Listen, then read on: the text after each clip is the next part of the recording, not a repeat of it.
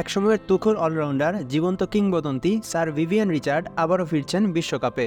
না, এবার কোনো খেলোয়াড় হিসেবে নয়, বরং পাকিস্তানের মেন্টর হিসেবে দেখা দিতে পারে ক্যারিবিয়ান এই কিংবদন্তিকে। প্রস্তুতিতে এক চুলও ছাড় দিচ্ছে না পাকিস্তান।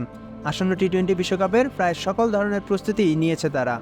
কোচ আর অধিনায়কের পর এবার তারা নজর দিয়েছে মেন্টরের দিকে। আর মেন্টরের হিসেবে ওয়েস্ট ইন্ডিজের ভিভ রিচার্ডকেই তাদের পছন্দ। তাছাড়া এবারে টি-20 বিশ্বকাপ অনুষ্ঠিত হবে যুক্তরাষ্ট্র এবং ওয়েস্ট ইন্ডিজের মাটিতে, আর ক্যারিবিয়ানদের মাটিতেই বেশ কয়েকটি ম্যাচ খেলবে বাবর আজমের দল। তাই তো সেই কন্ডিশনে মেন্টর হিসেবে ভিভ রিচার্ডই সেরা। ওয়েস্ট ইন্ডিজের হয়ে রিচার্ড বিশ্বকাপ জিতেছেন টানা 2 বার, সেই 1975 এবং 1979 সালে। আর তারপরের বিশ্বকাপে 1983 সালে শিরোপার দ্বার প্রান্তে যেয়েও ছুঁতে পারেননি বিশ্বকাপ। অর্থাৎ বিশ্বকাপ আর ভিভ রিচার্ড যেন একই সুতোই কাঁথা। তাই তো পাকিস্তান ক্রিকেট বোর্ড আসন্ন টি-20 বিশ্বকাপে খুব করে পেতে চাইছে এই ক্যারিবিয়ানকে। আর পাকিস্তানের মেন্টরের জায়গাটা তার জন্যই তুলে রেখেছে তারা।